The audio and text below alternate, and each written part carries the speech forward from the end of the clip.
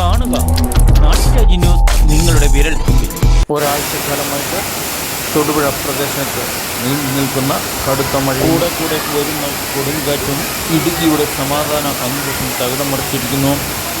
നിരവധി മരങ്ങൾ കടപുഴകി വീഴുകയും റോഡിൻ്റെ സൈഡുകൾ ഇടിഞ്ഞും പേമാരി കട്ടക്കാലി കഴിഞ്ഞ ദിവസം തൊടുപുഴയ്ക്കടുത്തും പ്രാന്തപ്രദേശങ്ങളിലും വൻ നാശനഷ്ടമാണ് വരുത്തിവെച്ചത്. ഉരുൾപൊട്ടലിൻ്റെ സാധ്യതകൾ അറിഞ്ഞ് പെട്ടെന്നുണ്ടാകുന്ന നീരൊഴുക്കിനെ തടഞ്ഞു നിർത്താനായി മലങ്കര ഡാമിൽ വെള്ളം സ്റ്റോറേജ് ചെയ്യുന്നതിനുള്ള മുൻകരുതലിൻ്റെ ഭാഗമായി 4 ഷട്ടറുകളും തുറന്നുവിട്ടിരിക്കുകയാണ്.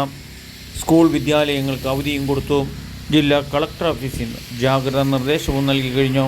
തുടരെ അതിശക്തമായി പെയ്തുകൊണ്ടിരിക്കുന്ന ഈ മഴ ഏറെ വിനാശങ്ങൾ വരുത്തിവെക്കാതിരിക്കാനുള്ള മുൻകരുതലുകൾ എല്ലാം തന്നെ സർക്കാർ തലത്തിൽ പൊതുജനത്തിന് നിർദ്ദേശങ്ങൾ കൊടുത്തുകൊണ്ടും അല്ലാതെയും ഒരുക്കി കഴിഞ്ഞു.